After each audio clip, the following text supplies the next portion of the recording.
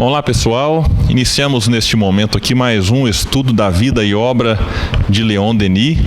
É um prazer, poder compartilhar um pouco das experiências vividas e que nos servem de instrução, de inspiração deste grande missionário que foi Leon Denis.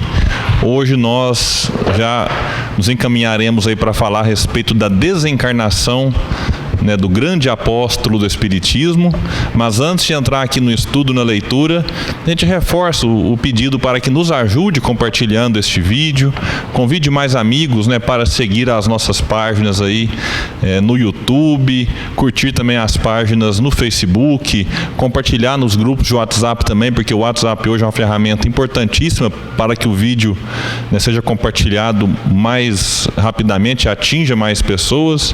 Então é isso, toda contribuição e colaboração em prol deste estudo será sempre muito bem-vinda. E nós iniciaremos então o capítulo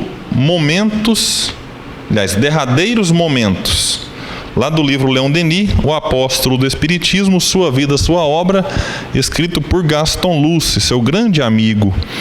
Mas eu não vou nem falar a página que não vai adiantar, eu já vou pular para outro livro. Esse momento aqui, eu acho que quem está acompanhando me perdoe, mas eu acho que seria importante a gente acompanhar ele na visão da Claire. Que na verdade, quem tiver as duas obras, o livro está na página 299 e o PDF na página 218.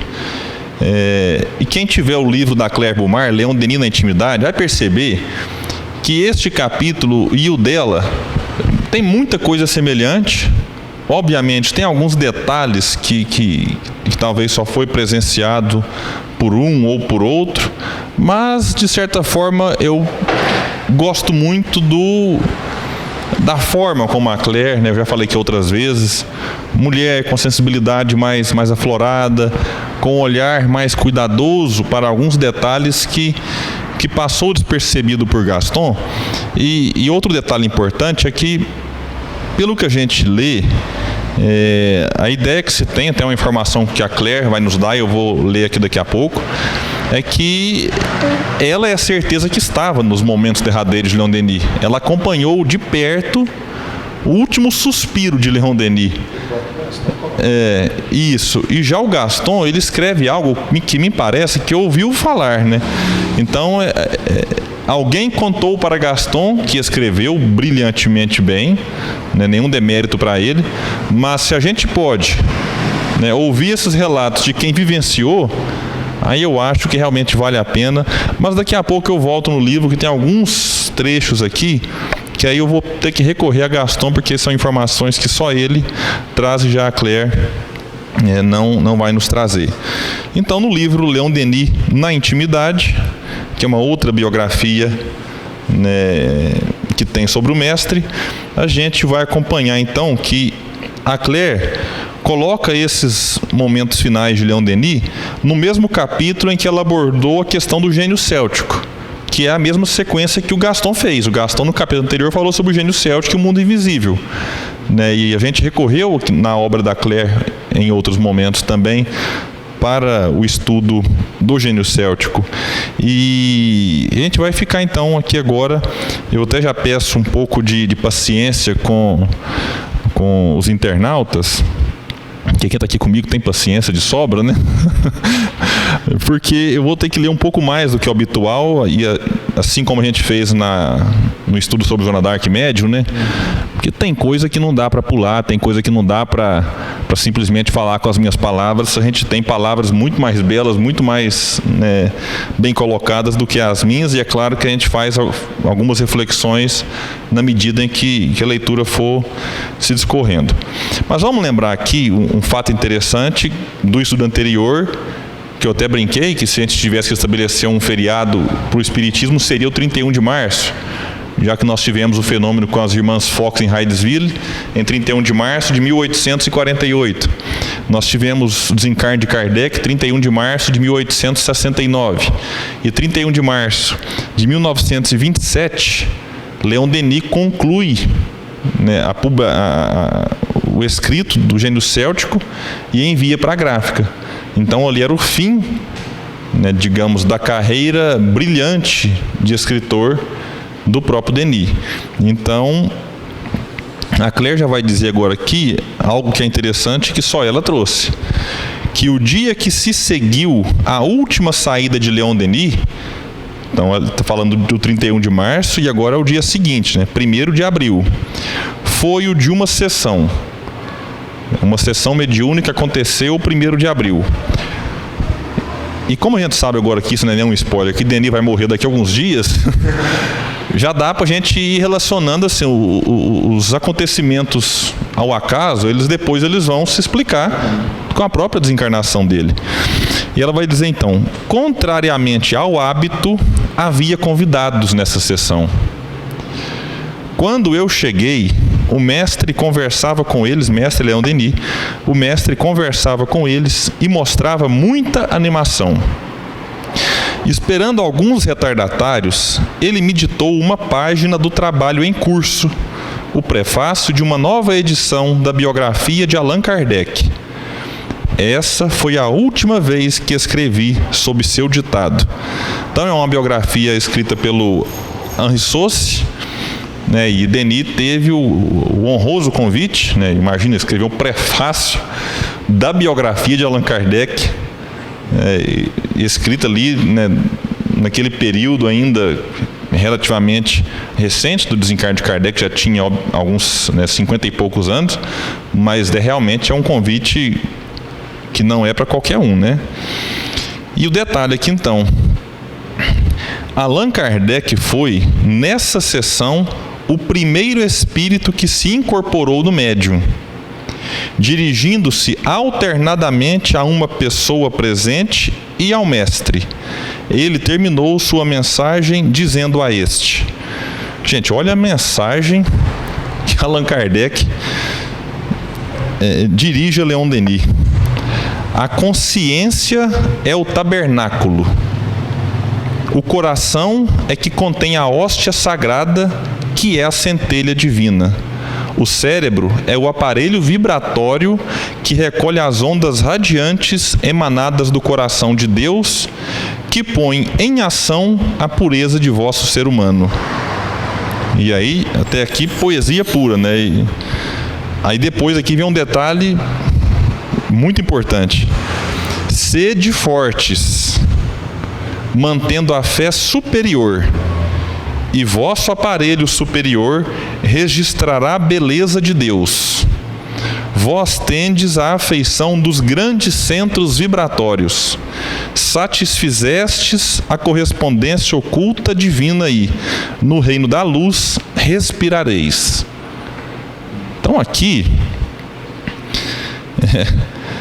sede fortes. É bom a gente lembrar que a Claire disse lá atrás, né, que Leon Denis conversava com aqueles que chegavam para a reunião já e mostrava muita animação. Então você não está falando para alguém que está frágil, falou, fica forte, meu amigo, né? Fica ânimo, disposição. Aqui ele está falando sede forte para quem estava animado, para quem estava bem. E ele fala, conserva a fé.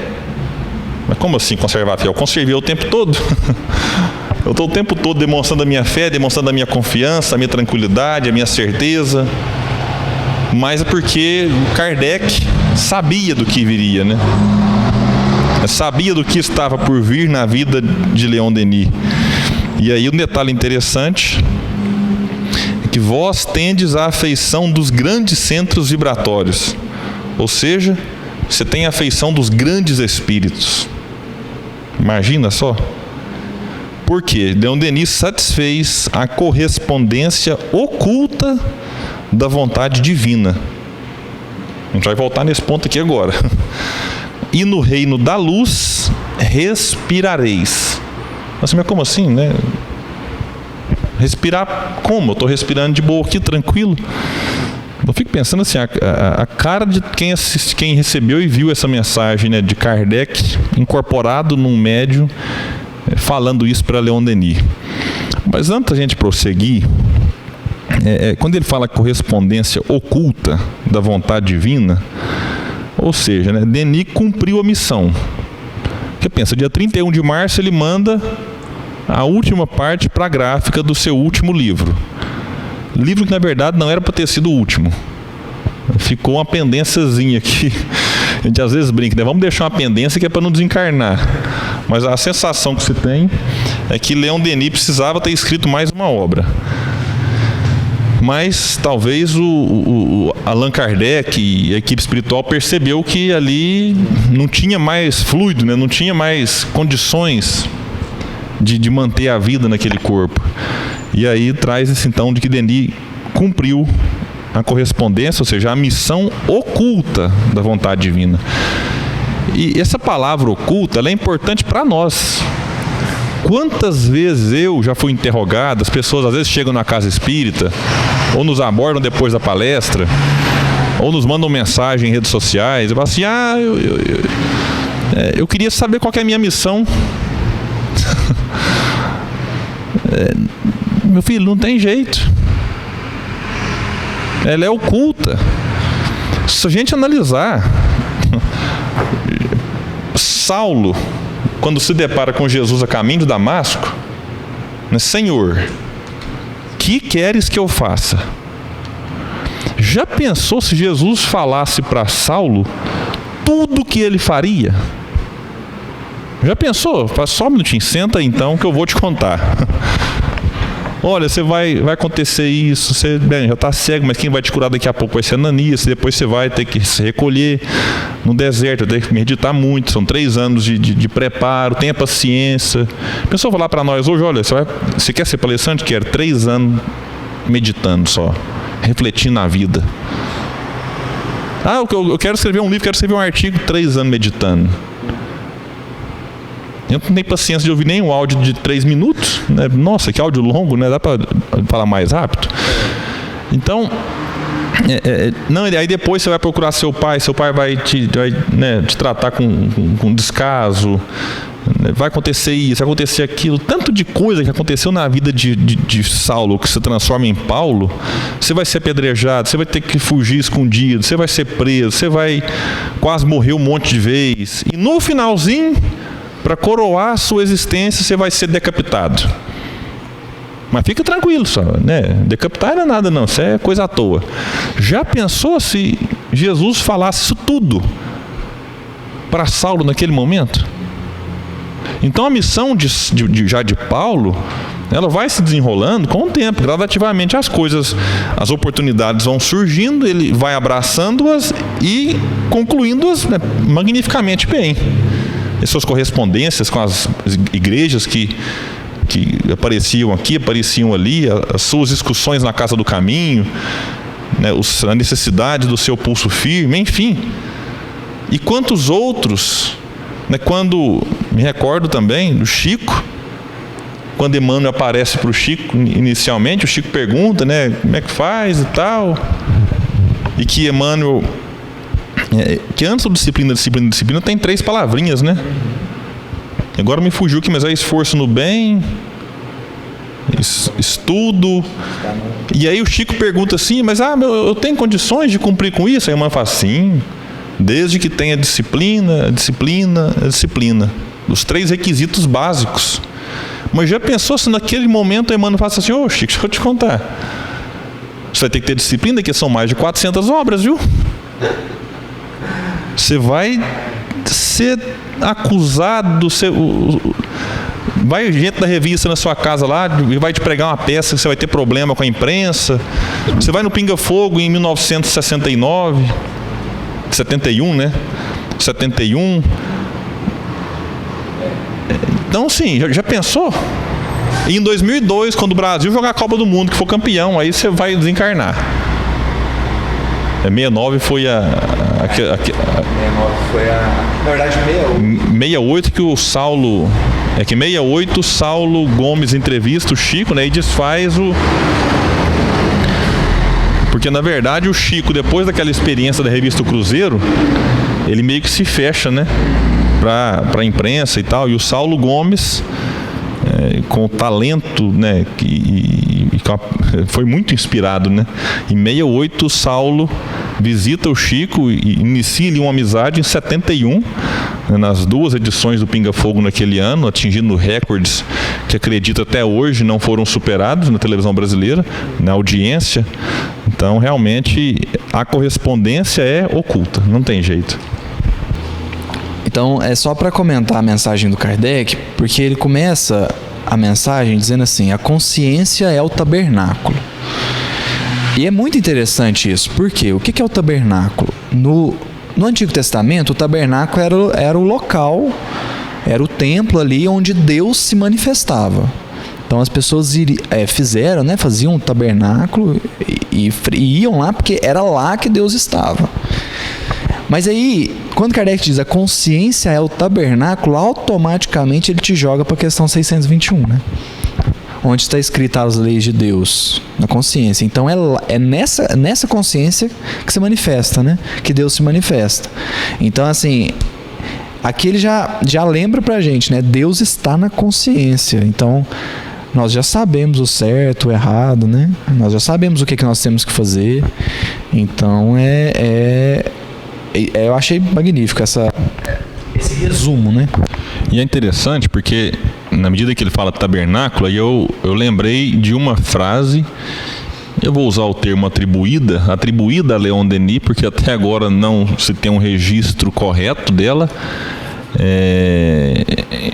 que é aquela frase muito compartilhada nas redes sociais: tende como templo o universo, por altar a consciência, né, por lei a caridade, por imagem Deus. Então, a religião amor não tem. Na verdade, essa única referência que eu encontrei de Leon Denis, ela está numa epígrafe de um livro chamado Catecismo Espírita, mas que agora a questão me parece que esse livro não foi escrito por Leon Denis, mas escrito por um espanhol, enfim, tem uma confusão danada nessa obra aí. Vamos esperar, o tempo vai resolver isso. Nosso amigo Tiago Barbosa, do Rio de Janeiro, tem feito um trabalho de pesquisa em torno disso, inclusive, mas eu torço para que a obra seja dele. É um livro de perguntas e respostas, e na epígrafe da edição de uma editora, se não me falha a memória agora, FEB, está lá essa frase que eu falei aqui agora. E por outra editora já não tem também. Então tem uma confusão danada nesse livro aí, mas vamos colocar então o termo atribuído a Leon Denis, e eu gostaria que fosse dele, porque é a cara dele. E na verdade é a cara do pensamento dos druidas.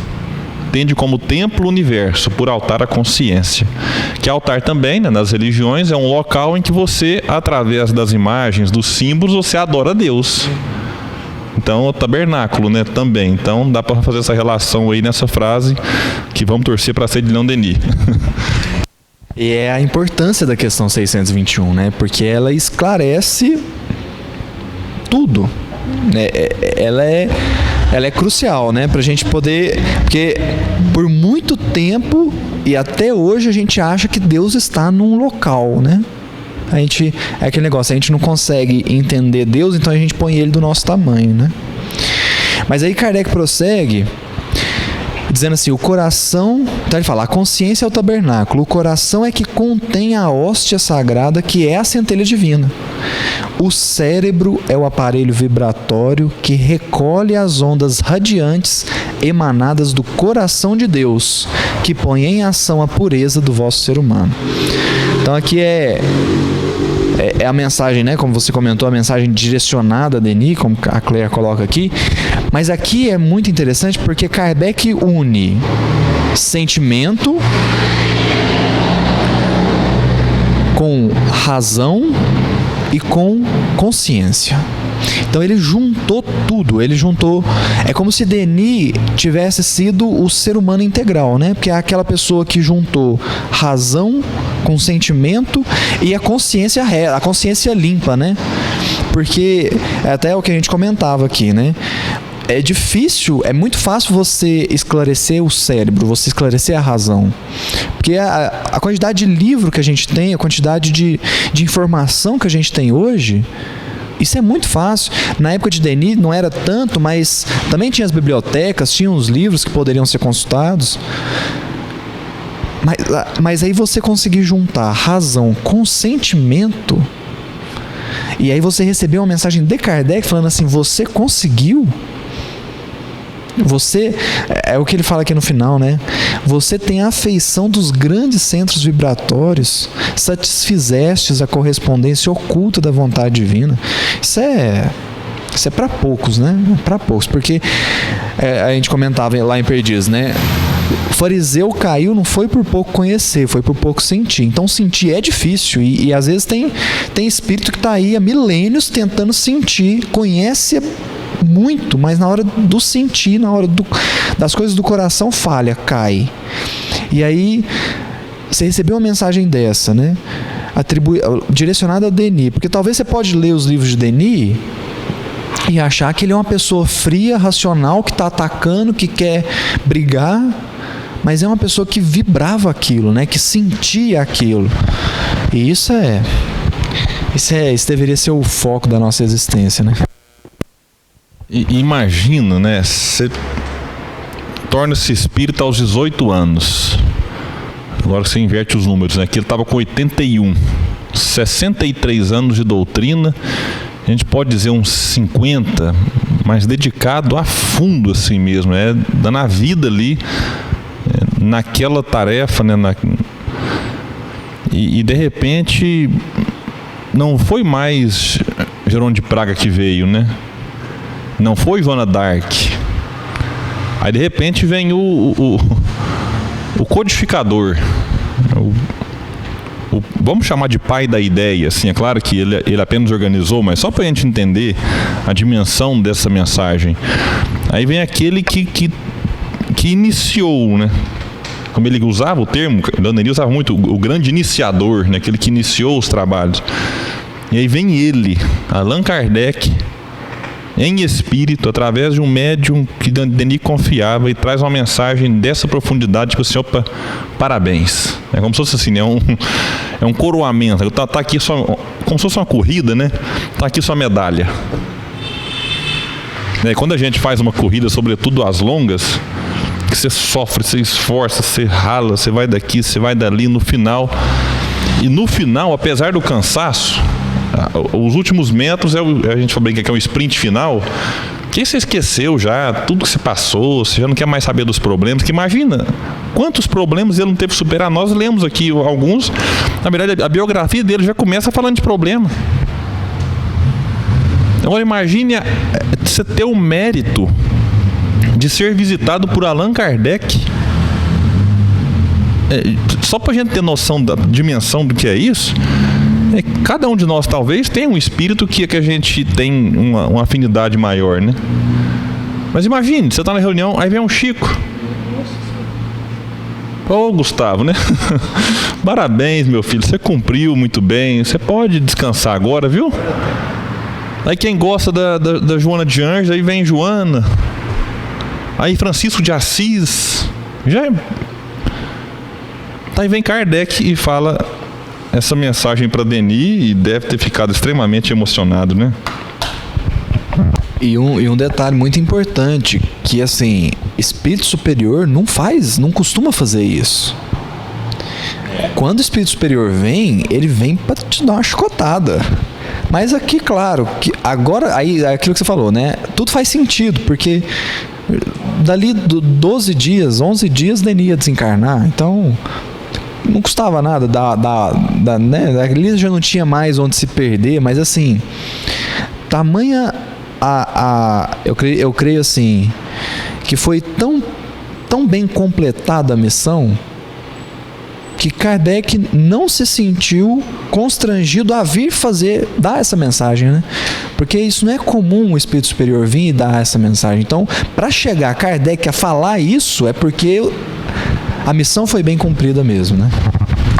É bom só lembrar, porque talvez quem nos assiste agora não acompanhou os outros estudos, Kardec tinha o hábito de se manifestar nesses últimos anos, né, das reuniões do Denis, a cada 15 dias.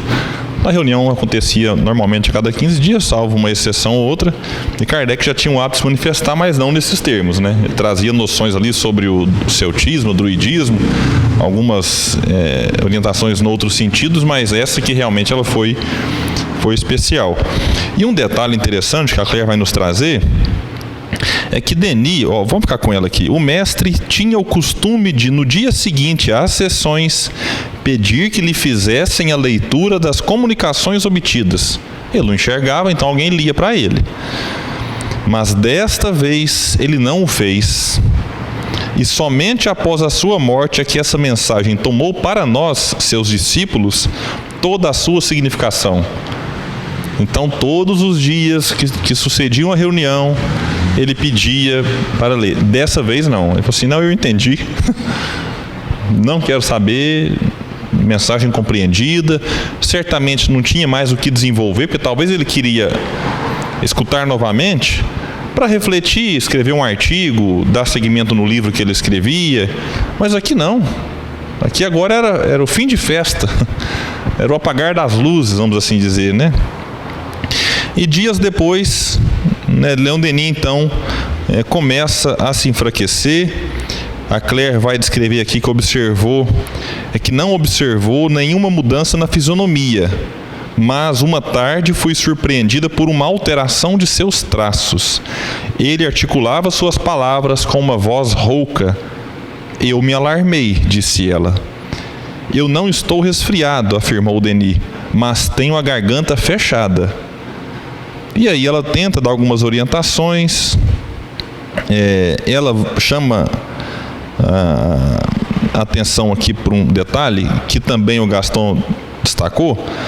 Tendo pressa em que seu trabalho fosse terminado, ele recusou seguir meus conselhos, que a Claire aconselhou, calma, né?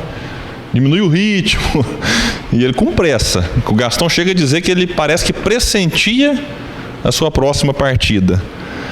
Mas deixou o canto junto à lareira, abriu a janela e se debruçou sobre o balcão.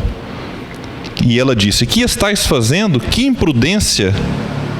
É para conseguir ar, respondeu ele. Então dá para imaginar a cena, porque se ela assustou, é porque talvez ele fez um movimento muito brusco, né, ali no balcão da janela. Nesse mesmo dia, Leon Denis, atravessando o aposento vizinho onde se encontrava a costureira, prestes a consertar um lençol, fez-lhe esta reflexão: vós costurais minha mortalha. Assim, tem lógica? Você fica tranquilo, tá? A gente nos dias de hoje, você está mexendo na roupa que vai ir para o meu velório. E aí ela vai dizer aqui, um pouco mais para frente, que ela veio corrigindo então os detalhes finais da obra, né, os retornos que a gráfica trazia, e ela fala: que horas angustiantes passei junto dele, tão evidentemente enfermo, já que estava impossibilitado de ingerir qualquer alimento sólido, e eu não podia fazer nada. Quando minha tarefa terminou, batia o meio-dia e, por consequência, a tipografia estava fechada. Leon Denis parecia aflito. Tranquilizai-vos, eu lhe disse. Estarei lá quando as oficinas reabrirem. Fui prevenir o senhor Gaetan Chauvinet, amigo do mestre, de sua doença, e nos decidimos chamar um médico. Durante os primeiros dias da medicação, o doente não permaneceu no leito e passou os dias em sua poltrona. O espírito sempre desperto. Ele me dava ordens. Uma delas foi a de ir falar com seu banqueiro para fazer um depósito bancário referente ao papel que ele havia comprado para a edição do seu livro. Então, toda preocupação com os detalhes, né, com as negociações. Nessa mesma manhã, ele me disse: pegai o manuscrito de Eugênio Céltico. Vede se eu disse que foi em 53 antes da era cristã que Vercingetorix tomou a resolução de se consagrar à salvação de seu país. Eu não desejaria que me atribuíssem um erro cronológico. Está ali nos dias, né, pertinho de partir, e preocupado com não cometer uma falha cronológica ali em relação a esse momento. É só um comentário que você está falando dessa precisão que ele queria ter com o cronológico, né? A gente comentava da obra Cristianismo e Espiritismo, que ele, quando ele começa, logo ali no começo da obra, ele já fala a origem dos evangelhos, né, e tal. E aí você vê a precisão, né, que aí ele vai dando as datas, assim, de origem dos evangelhos, que até hoje se aceita mesmo, né, como possíveis, né? Não se tem, obviamente não dá para se ter certeza, mas até hoje aquilo que ele colocou, então você vê que ele pesquisou muito para poder afirmar datas, né? Tamanha aí ó, essa fala dá para entender por que ele foi tão categórico, e ele deu ali a cronologia correta, inclusive, dos evangelhos, né? Só um parênteses, né, aproveitando o gancho que você deu, é que aí alguém pode ver essa fala aqui e falar assim: nossa, então Leon Denis é perfeito? Ele nunca errou? Não, gente. A questão não é essa. A gente está aqui mostrando um cuidado. Não é um escrever de qualquer jeito. Poxa, se eu lembrei que eu posso ter cometido um erro, por que não? E se tem tempo de corrigir, por que não fazê-lo? Por que não corrigir algo que dá tempo? Mas no caso aqui não foi preciso. Então a gente, quando faz todos esses comentários elogiosos a Denis, não é para dizer assim: Denis era um espírito puro que não cometia falhas. Longe disso. Alguém pode pegar algum livro, o próprio Cristianismo e Espiritismo, e falar: William, eu acho que esse detalhe aqui tá beleza. Você pode estar certa se aquilo já foi confirmado, né, por alguma fonte mais segura, ou você pode estar errado e ele pode estar certo. Porque a gente tem a mania de falar assim: mas essa coisa aqui, ixi, às vezes até André Luiz é muito questionado, né? Mas André Luiz, mas esse negócio aqui. Mas já parou para pensar que a gente pode estar errado e André Luiz está certo? Por que o outro sempre tem que estar errado, né? Mas eu ouvi alguém dizendo que André Luiz está errado. Mas você já considerou a hipótese desse alguém estar errado e André Luiz está certo? Agora, isso quer dizer que André Luiz esteja 100% certo e ele é um espírito perfeito? Também não. Então é só um parênteses que eu faço, porque a gente vê muita briguinha, né? Muito detalhezinho assim, não em torno de Leon Denis, até que não se tem tanto, mas em torno de algumas obras, né? A gente vê muita discussão, quase infantil em algumas, né? Então é só esse detalhe que eu acho importante considerar também. E é sempre uma questão periférica, né? Nunca é assim: André Luiz falou isso aqui em relação na moral tá errado. Nunca tá, né? Sempre é assim: tem aerobus, não tem. Sempre é a questão periférica, né? Só mais um pouquinho. Esse assunto é bom, né? Abrigar espírito, volita ou não volita? Eu acho a explicação fantástica do benfeitor, porque o André Luiz teve essa dúvida, né? Ele fala: só porque é espírito tem que volitar com a mesma facilidade? Todos. Aí ele fala, né? Você tem avestruz e ele cita um pássaro lá que eu não me recordo qual que é agora, mas é um pássaro que voa muito rápido.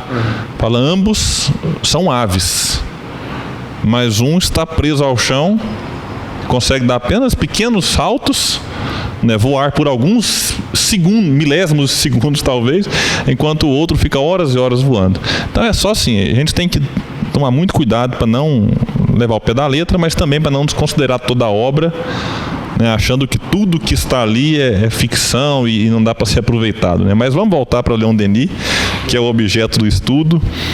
E agora eu vou voltar para o livro do Gaston. Voltar não, né? Ir para ele a primeira vez, né? Porque até agora eu só pedi conta que ele não existe, né? Desprezei o Gaston aqui.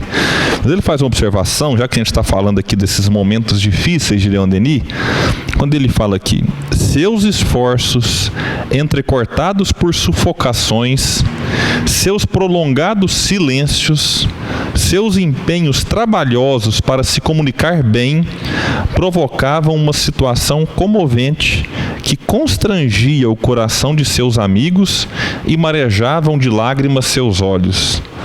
Então imagina, você está ali, quem se expressou tão bem ao longo de toda a vida, falava tranquilamente, o tempo todo disposto, o tempo todo ali se expressando, de repente se vê limitado por conta da doença que a Claire vai dar mais detalhes. No dia seguinte, seu estado foi considerado mais grave pelo médico, que constatara que os 2 pulmões estavam tomados.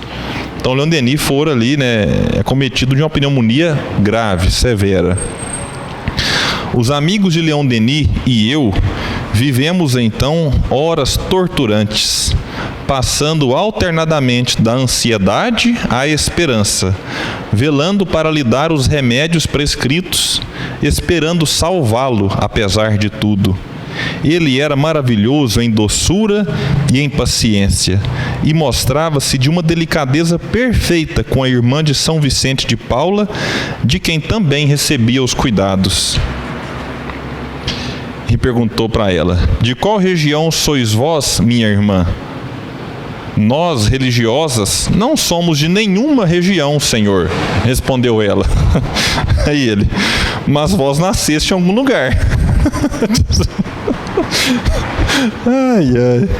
A gente fala do bom humor dele, você fala assim, nossa, mas fez uma foto séria, era um estilo padrão da época, mas era extremamente bem-humorado.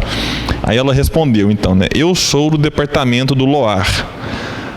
Aí ele disse: sinto-me feliz por vós, é uma região de florestas, uma região céltica. Aí ele já vincula com o celtismo, Eu amo a floresta, meu culto é a natureza, porque é na natureza que o Espírito de Deus domina mais que em todas as outras coisas. Isso aqui é a instrução, Ele está ali doente, mal, e falando de coisas elevadas para quem cuidava dele. Então é o tempo todo ensinando, o tempo todo esclarecendo, até no leito. Às vezes acontecia de o doente ficar meio adormecido. Depois, de repente, com uma voz velada, ele me fazia algumas perguntas. Esta, por exemplo: como está o tempo? Faz um belo sol, disse Claire. Aí ele devolvia: Belo Sol é o nome do lugar em que Barré escreveu o seu último livro. Sabíeis disto? É possível, disse eu, mas não me lembro. Vós nunca sabeis de nada, respondeu ele lentamente. Aí a gente fala assim, nossa, que resposta mal educada, que grosso, que falta de educação com a Claire, Aí ela já explica. Diante dessas palavras tão inofensivas quanto outras com as quais o mestre se divertia em me importunar, eu comecei a duvidar da extrema gravidade de sua doença e voltei a ter esperanças. Era uma questão íntima. É igual você brincar com alguém, alguém que faz alguma coisinha aqui, você devolve. É uma maneira até carinhosa de demonstrar olha, a gente tem liberdade de brincar a esse ponto. Então era Leon Denis se dirigindo a ela. Nesse momento a gente vai ver um outro aqui também que ele dá uma resposta que a gente fica, bom, mas não é possível. Aqui, um certo dia, sua voz enfraquecida articulou estas palavras: que fazeis? Aí ela diz: a ordem que me deram era de não lhe falar do meu trabalho, a fim de não fatigá-lo. Então fiquei em silêncio. Ele, porém, continuou: é como se eu falasse a um pedaço de madeira.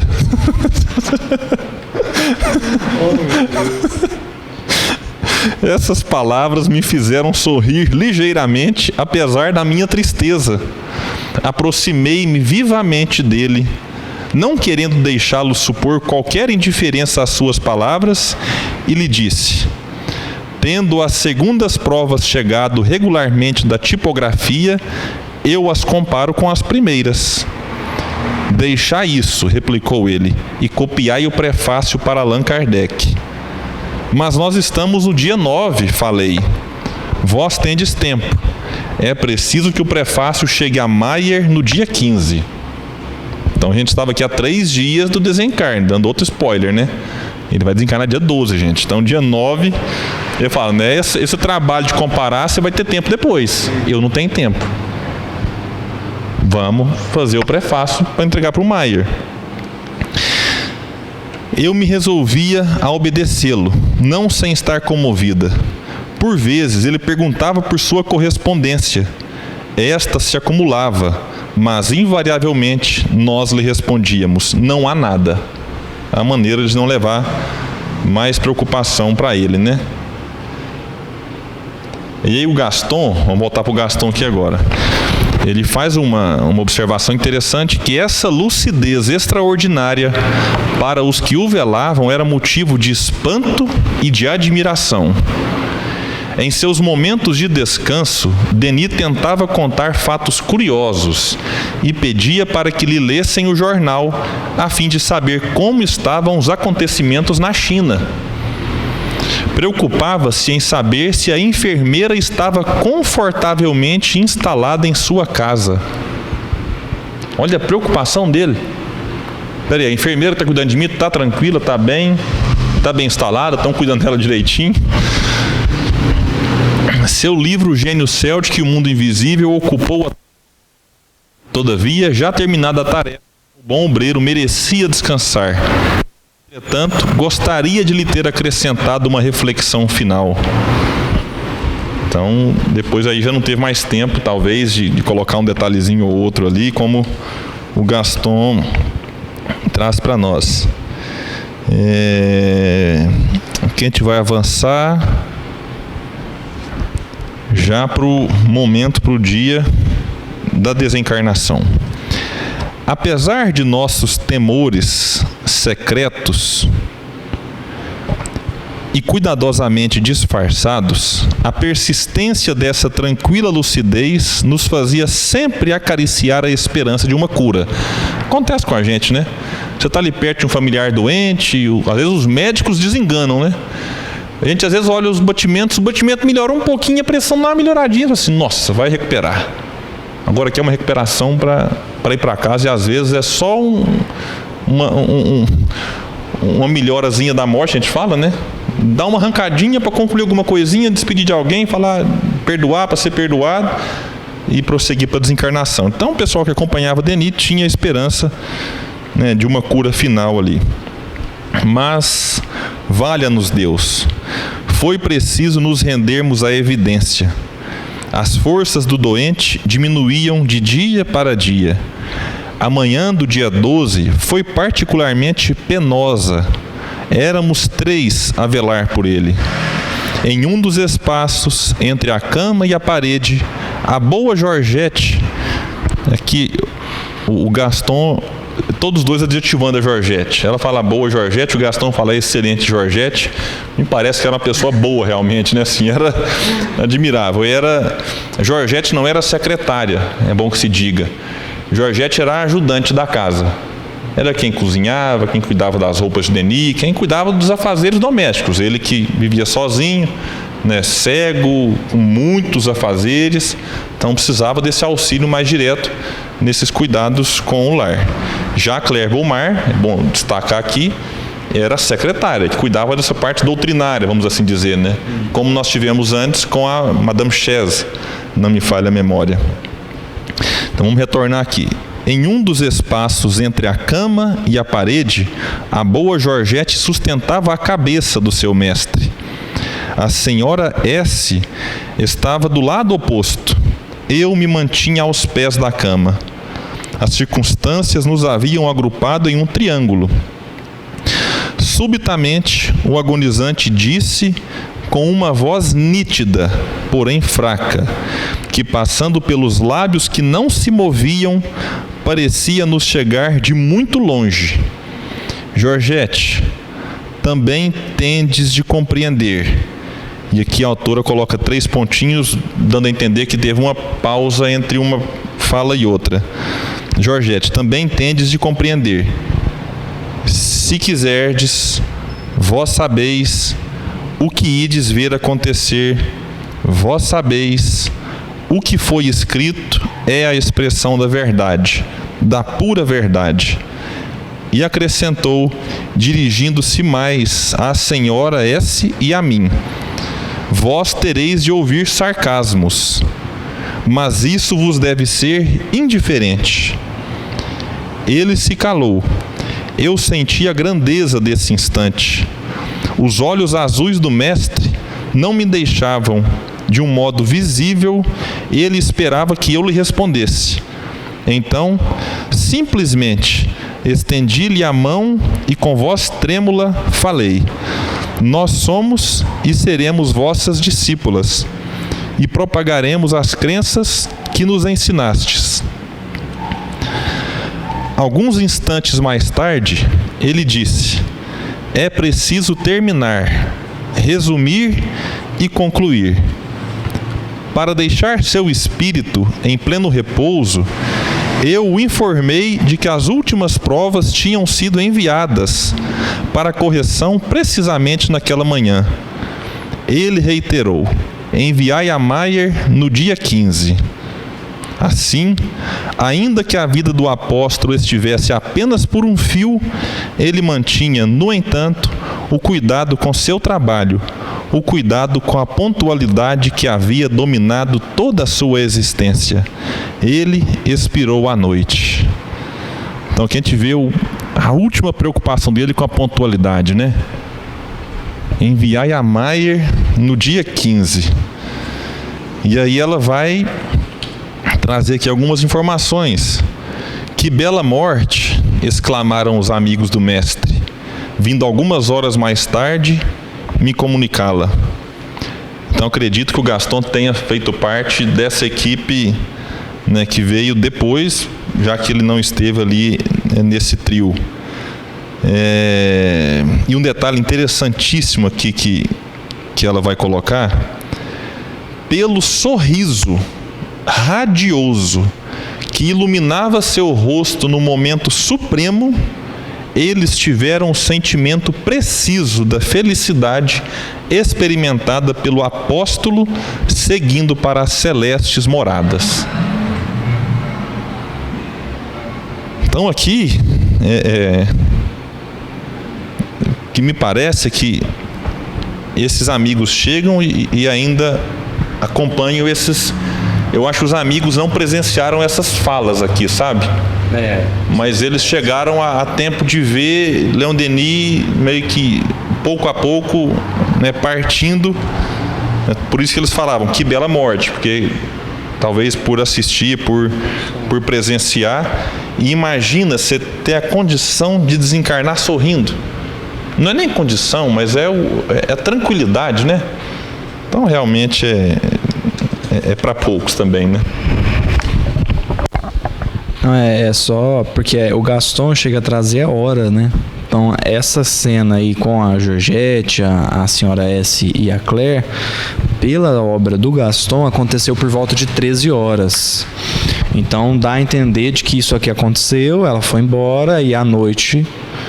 Aí o grupo assiste, né, o desencarne, porque ela dá a entender que ela foi noticiada, né, do desencarne dele, ela mesma não presenciou, né?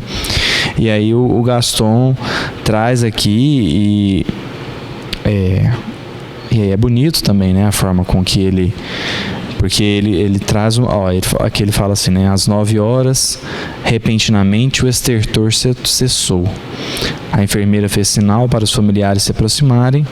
Ela mantinha entre suas mãos a mão inerte do velho mestre. Denis parecia em êxtase.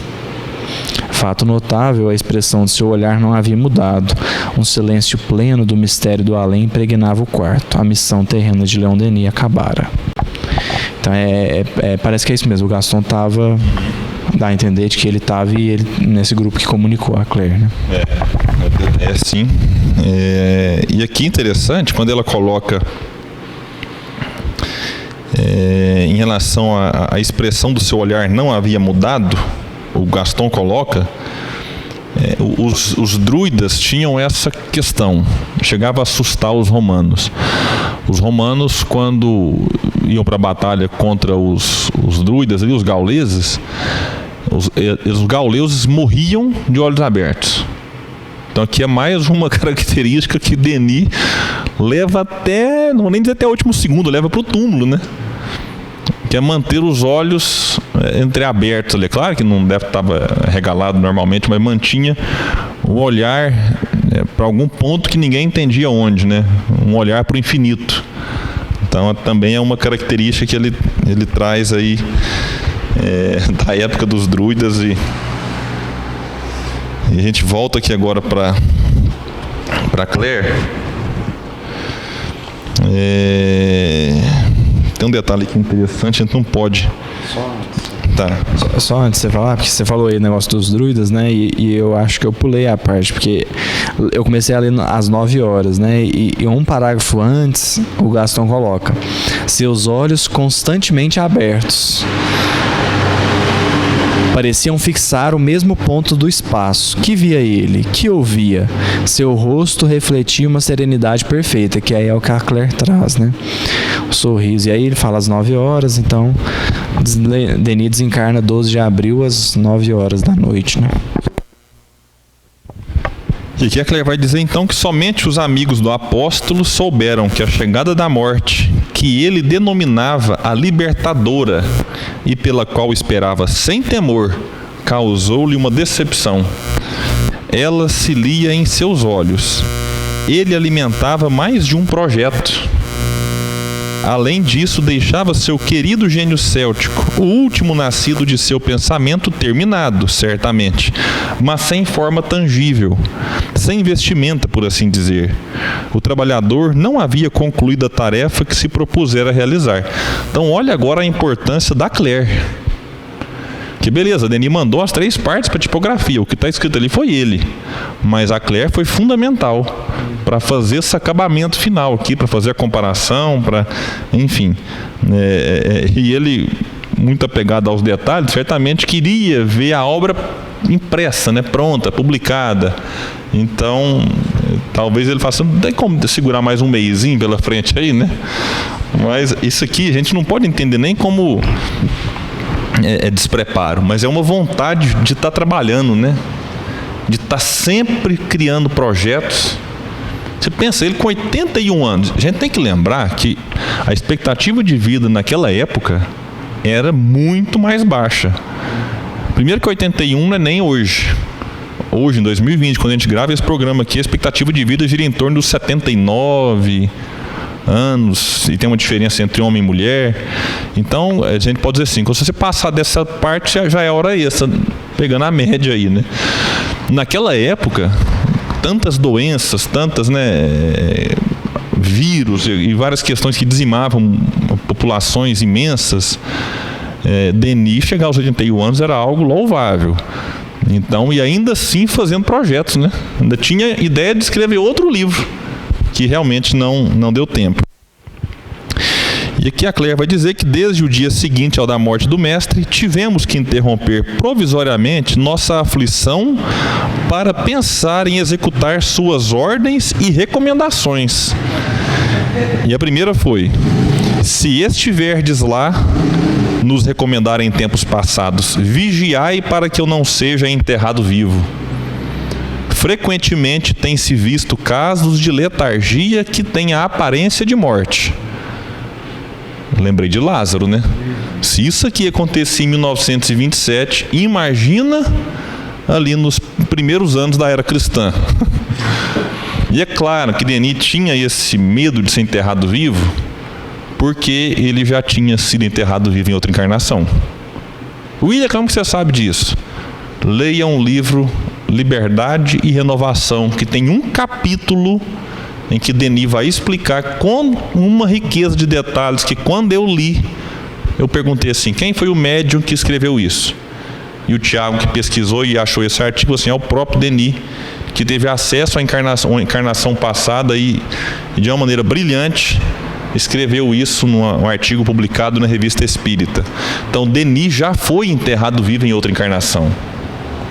E ele trazia agora esse medo de que isso acontecesse novamente. Ele vai recomendar também aqui, né, que não quer acúmulo de flor.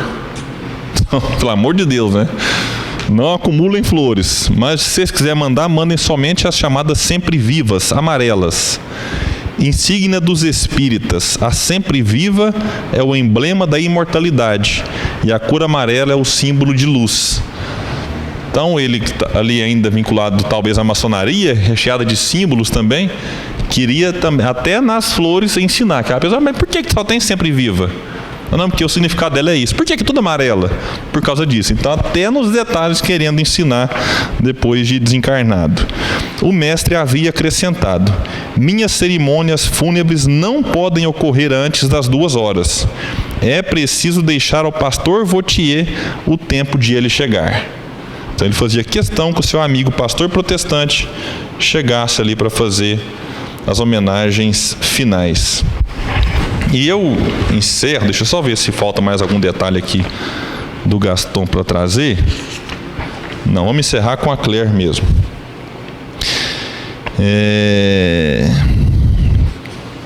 No diário que mantive nos últimos anos de meu secretariado em casa do autor de Depois da Morte, dou destaque a uma data que, entre todas, me traz uma lembrança inesquecível. 7 de janeiro de 1925. Eu narro. Hoje, Leon Denis, fazendo-me parar diante de um pequeno móvel repleto de divisões contendo cartas, comunicou-me esta resolução: após a minha morte, os senhores Gaston Luce e Gaiton Chauvinet devem repartir estas cartas convosco. Fecha aspas. Eu não ignorava que tesouro espiritual o móvel continha e experimentei uma imensa gratidão para com aquele que tivera a generosa ideia de me beneficiar com uma parte desse tesouro. A todos esses irmãos, ela vai citar aqui, né? A todos esses irmãos e irmãs, muito cordialmente, obrigada.